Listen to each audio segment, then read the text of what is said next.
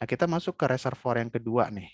Oke, nah kita berangkat dari analytical method dulu. Jadi biasanya memang seperti workflow yang ada di Embal itu sendiri, Embal itu mendahulukan analytical approach. Jadi memang kita perlu menganalisis juga, mereview hasilnya ini dari analytical methodnya gitu ya. Nah, ini kurang lebih hasilnya lebih baik dibandingkan yang pertama. Dari sisi kualitas matchingnya lebih baik, dan dari spread datanya juga bisa dibilang better. Pertama, kita punya initial pressure di sini. Kita juga punya data latest pressure, pressure yang terbaru di sini. Walaupun sedikit ya, hanya 1 dan 1. Dan kita punya data yang cukup rapat di tengah-tengah. Ya, dari sisi spreadnya sebenarnya nggak terlalu bagus ya.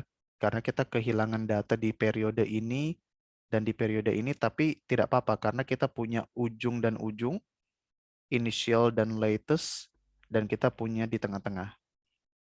Tetap lebih baik dibandingkan yang sebelumnya. Tapi kalau kita bisa melakukan pengukuran pressure yang lebih banyak, yang lebih tersebar, sebaiknya kita punya data di sini.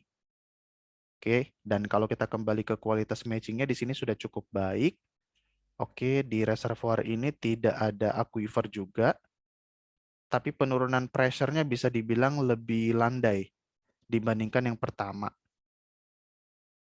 Oke, jadi di sini walaupun gas cap-nya cukup besar, penurunan pressure-nya cukup cepat, tapi kalau di sini gas cap rasionya lebih kecil 0,11, tapi penurunan tekannya lebih landai.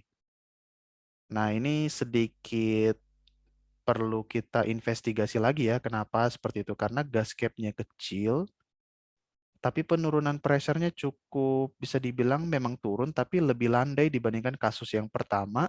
Padahal kasus yang pertama punya gas cap yang besar, 1,2 rasionya. Jadi, nah make sense atau enggak, itu perlu kita lihat, kita perlu cek data-data yang diinput, kita perlu cek historical yang sudah terjadi seperti apa. Mungkin di sini pressure-nya tidak terlalu cepat ngedrop karena memang produksinya sedikit, produksinya kecil, bisa jadi. Dan kita juga perlu lihat data-data yang diinput ke embalnya, baik data statik seperti porosity dan lain sebagainya, maupun data dinamiknya seperti production rate, pressure, dan lain sebagainya. Oke? Nah, dari analytical method kita pergi ke numerical simulation, dan di sini juga kurang lebih baik ya matching pada reservoir ini. Seperti itu, kita punya cukup banyak data di periode ini.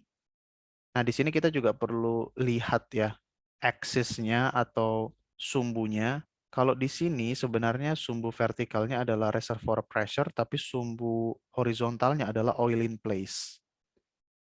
Nah, kalau kita plot pressure dengan waktu itu seperti ini. Dan dari waktu ini kita dapat lihat bahwa sebenarnya spread atau distribusi data pressure itu nggak terlalu bagus juga sebenarnya. Yang pertama kita punya datanya rapat tapi di sisi kiri.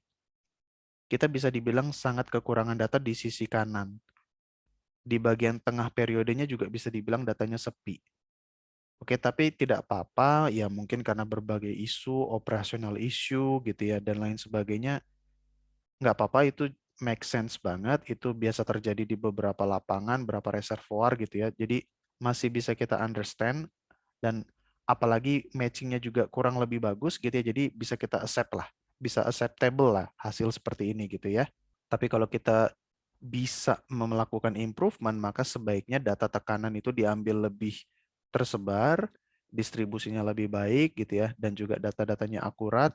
Pasti kita bisa mendapatkan matching yang lebih baik dari apa yang sudah kita dapat di sini.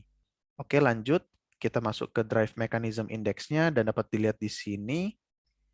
Dominan drive mechanism-nya adalah fluid expansion. Gas cap-nya juga ada, tapi tidak terlalu besar kontribusinya, dan itu make sense karena memang hasil interpretasinya adalah gas cap rasionya adalah 0,1 ya, nggak terlalu besar. Dan kita juga punya pore volume compressibility, itu pasti gitu ya. Jadi pada reservoir ini fluid expansion yang dominan, atau reservoirnya bisa kita bilang solution gas drive ya. Dia dominan adalah solution gas drive. Kemudian dia juga punya gas cap, tapi gas capnya tidak terlalu besar. gas cap-nya tidak terlalu strong untuk mensupport tekanan reservoir, seperti itu.